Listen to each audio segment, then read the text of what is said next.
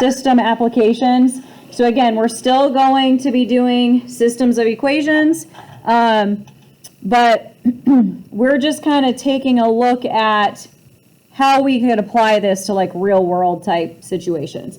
Okay, so for instance, if you guys look here, remember what I said, when we're solving a system of equations, we're looking to see where those two lines would intersect each other.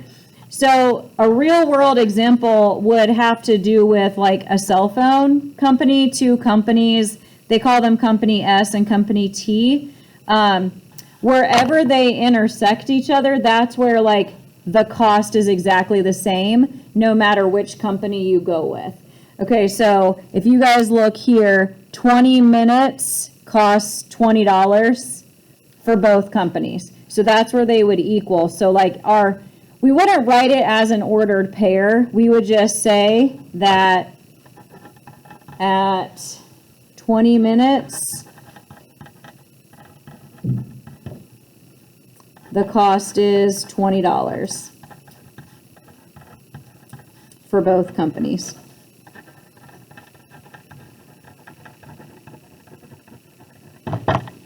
Okay, and then when you look over here, this is quantity versus money. So where do they intersect each other at? No, over here. The second one. So the 7 represents units, right? So at 7 units, the money is, what, $33? Well, 33, it does say hundreds of dollars and hundreds of units. I'm just writing 33 for the cost and the revenue.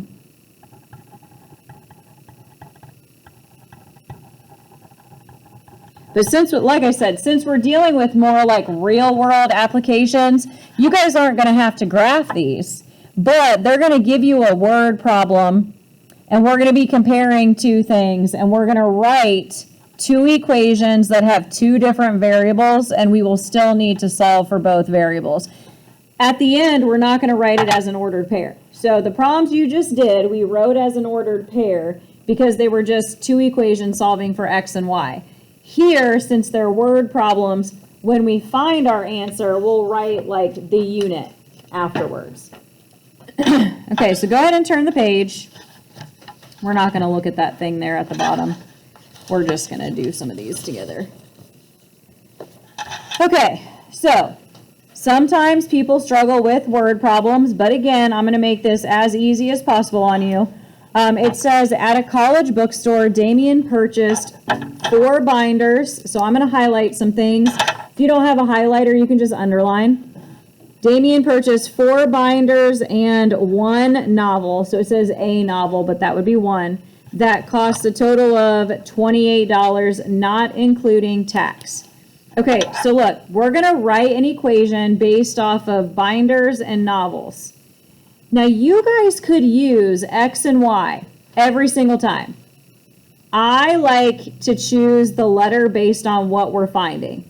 So I like to use, like, I would write 4B, because that's 4 binders, plus how many novels? So 1, and then I'm going to use the letter N, 1 novel, equals a total of how much? $28. Okay, and I don't even put the dollar sign in there. When I write my equation, I use the letters based on what we're finding. So there were binders and novels, so I used B and N.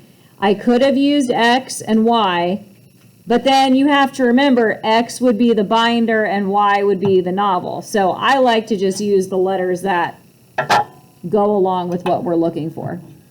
Okay, the second equation, it says he went back the next week he went back the next week and bought 2 binders and 2 novels and spent $23.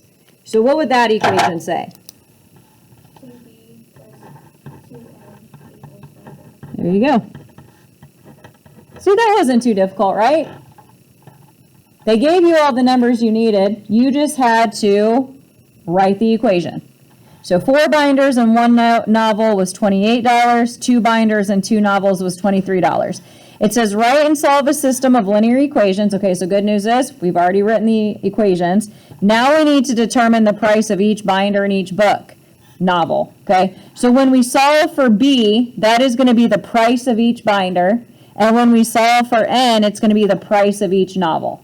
Okay, so we still have to find both B and N. Let's use elimination because it is set up with B's lined up and N's lined up. So elimination is going to be the easiest way to do this. What do you guys want to do? Do you want the B's to cancel or the N's? It doesn't really matter.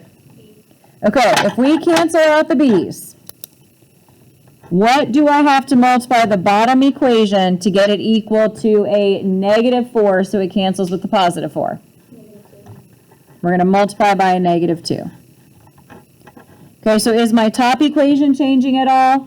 No. So I'm going to go over here, and I'm just going to copy it back down as is. But the bottom equation, you need to double everything and change their signs. So -2 times 2b is -4b. -2 times 2n, -4n. And then -2 times 23, -46. And now we can go ahead and solve that system. Just like we did before. So the B's cancel. If you add the N's, what's 1 plus -4? -3n. Bring down the equal sign, and then 28 minus 46. -18. Do your division. And each novel is how much? $6 per novel. Okay.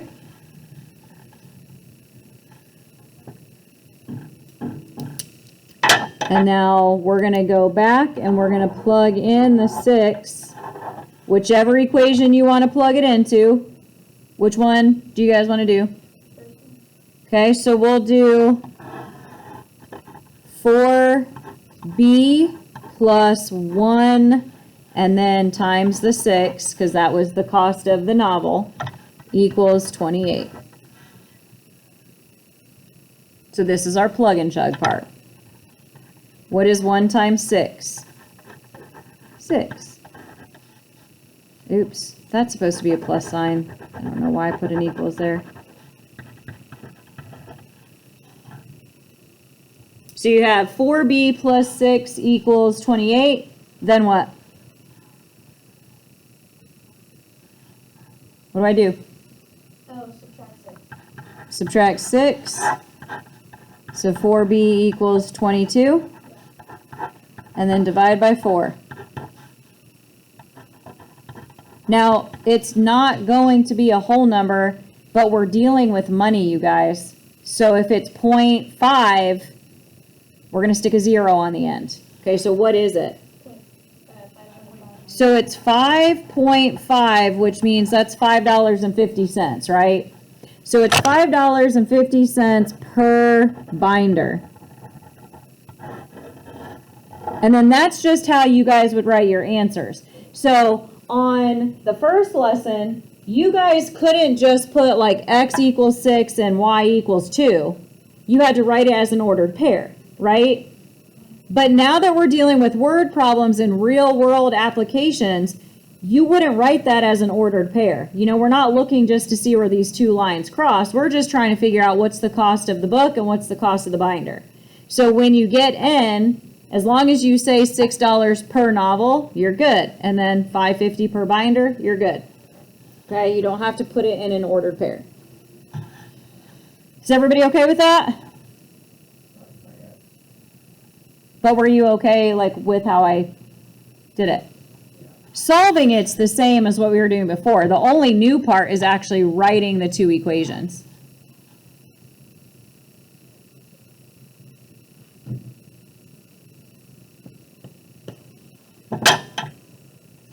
Lovely day. No, it's not. I was kidding. I wasn't going to write it, and then I just looked at it, and then it updated. Yeah, it was supposed to rain a little bit today. Just not as heavy as yesterday. But it's coming down pretty good out there right now.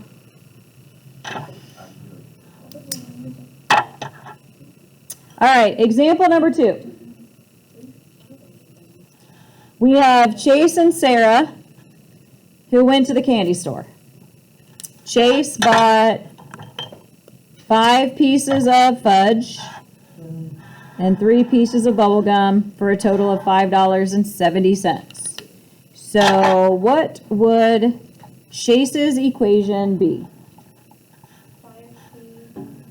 Okay, I'm going to do 5F for the fudge plus, sure, or G for gum, whichever. I'm going to use B for bubble gum.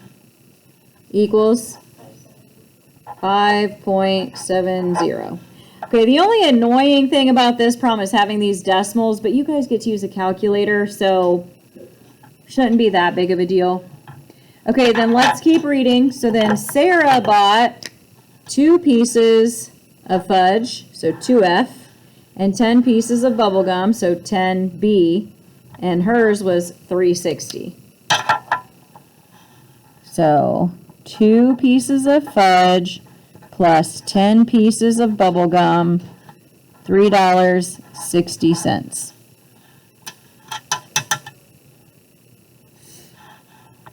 Okay, so there are the 2 equations, and our goal is to figure out the cost per piece of fudge and per piece of gum.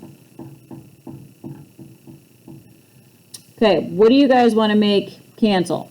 You want F's or B's? Because, like, first of all, let's talk about this. To make our F's cancel, wouldn't they both have to be 10s? 5 and 2 can both become a 10. 1's going to have to turn negative, though, right? If we wanted the B's to cancel, 10 and 3 can both become, you'd have to make them 30s. And 1 would have to be negative. So it's whatever you guys want to do. Okay? So if we're gonna force the F's to cancel, if I multiply this top one by 2 to make it positive 10, what am I going to multiply the other one by? Negative 5 to make it negative 10. So we are changing both equations this time. You just have to make sure you do the right multiplication.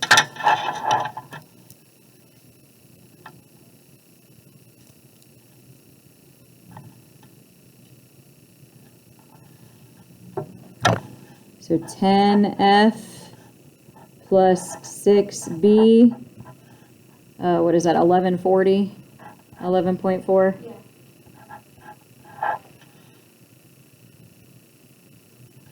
And then negative 10F minus 50B.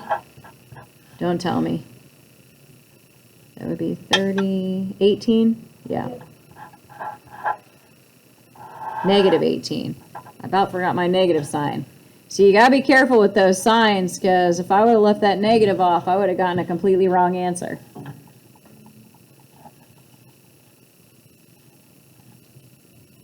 So take your time when doing your multiplication. I would not expect you guys to do that multiplication in your head.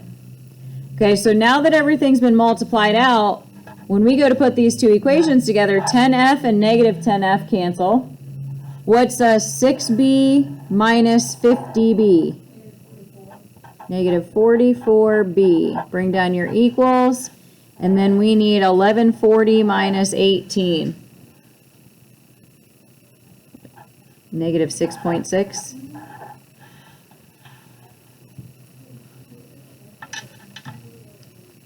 I need my calculator. Can we get negative for the answer? No. I'm taking a negative divided by a negative. So it won't, yeah, and that, I mean, that's another thing. On the problems you guys did first part of class, you could get negative answers, right? Because on a coordinate plane, ordered pairs sometimes contain negatives. Would you ever have a cost that's negative? No, so it wouldn't make sense. So you guys should not get negatives for your final answer. What number am I dividing by here? You're dividing by negative 44. So when you type this in, you better make sure you're typing it top down, because everybody always assumes they're supposed to type in the bigger number first when you're dividing. Well, that's not how it's set up. It says negative 6.6 divided by negative 44. 6.6 divided by 44. 15 cents, 0.15. So that is 15 cents per piece of gum, right? Because that's what B was the bubble gum. So 15 cents per piece of gum, or bubble gum, whatever you want to say. Oh man, it just makes me want chocolate. All right, now for the fudge, we're gonna plug in the 15 cents for the letter B, and I'm gonna use the top equation. I'm gonna use this one, the 5F plus 3B. So that 15 cents needs to go next to the 3. So I do 5F plus 3, and then I'm going to insert that 15 cents into the parentheses, equals 570. And then you guys would just solve that equation. So we'd have to multiply the 3 by the 15 cents.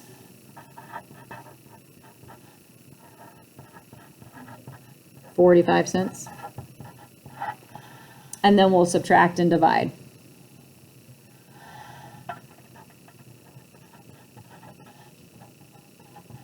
So when we subtract 45 cents, we have 5F equals 525.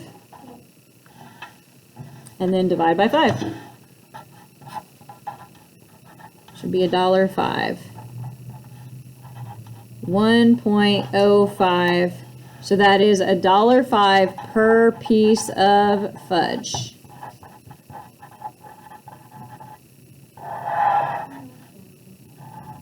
What's the matter? Okay. You found your mistake? Oh. Yeah, so that'll make a difference. Because you would have had like a negative answer. Negative 7.8. Yeah. So wrong. Yep, make sure you put those decimal points in there. Good.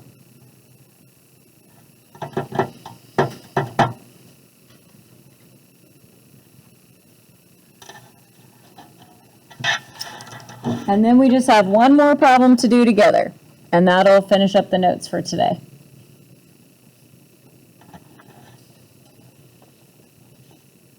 What is the last one? Tacos and cheese dip. Oh, man. Man, that sounds good. And it's Tuesday. Taco Tuesday. Right. Taco Tuesday. I prefer taco salad. Oh, man. You got this down? Almost finished. Well, hey, while you guys are waiting, feel free to set up your two equations on number 3. I'm going to use T for tacos and D for dip.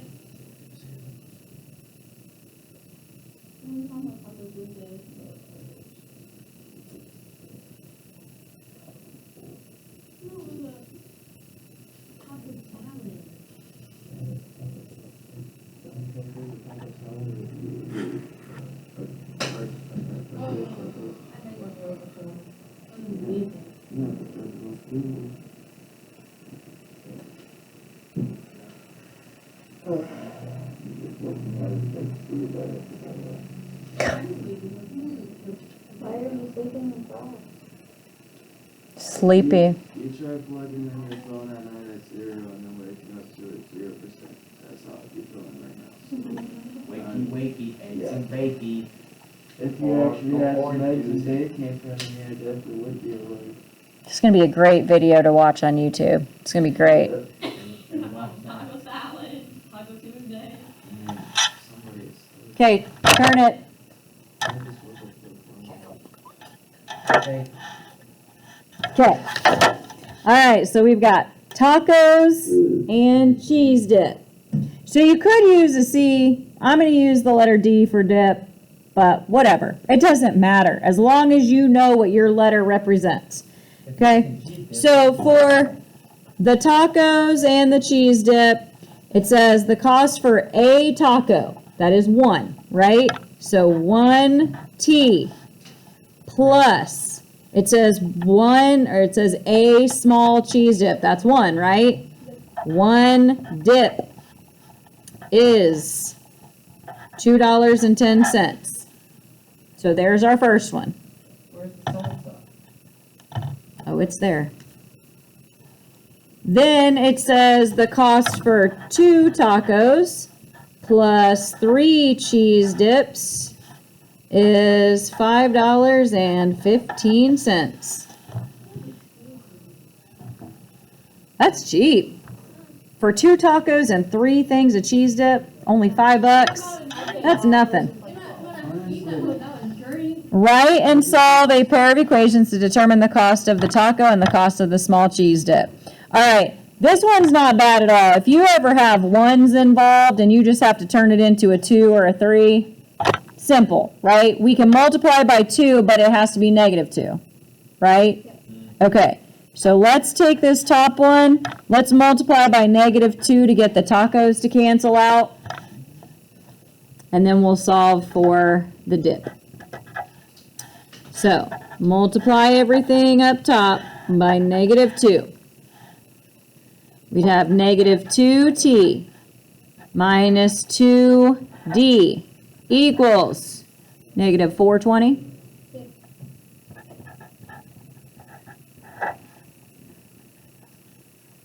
I'm gonna go back to sleep now.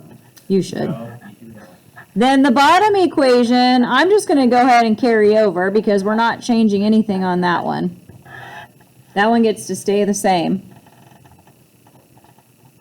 And we're already ready to cancel stuff out. The tacos cancel.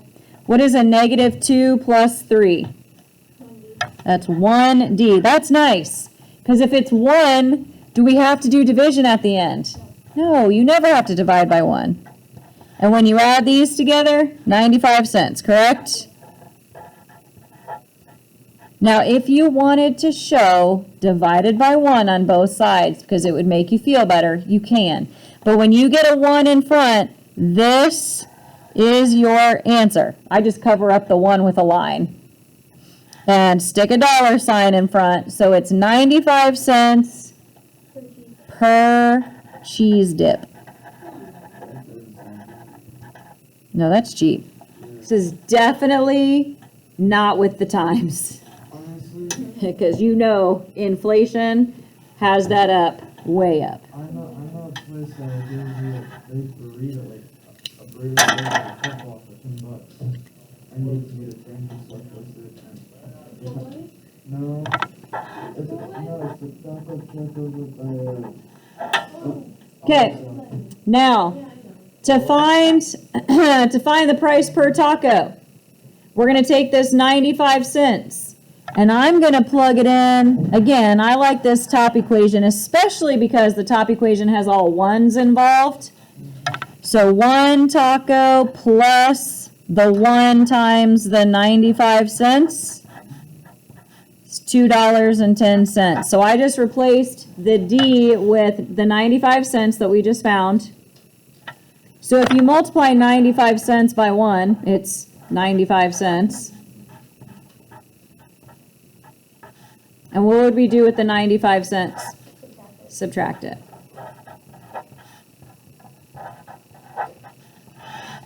And again, it's really nice because the number in front of T is a 1, and whenever there's a 1, this is your answer, So it's 125. 115. So each taco, it's $1.15 per taco. Again, There must be one taco. good. It's not $1.15 anymore. Really? Man, Hey, is this, can you do me a favor? Hang on. Is this your? Hang on. Is everybody good with this? Okay, let me stop this recording, and that's the end of your second lesson.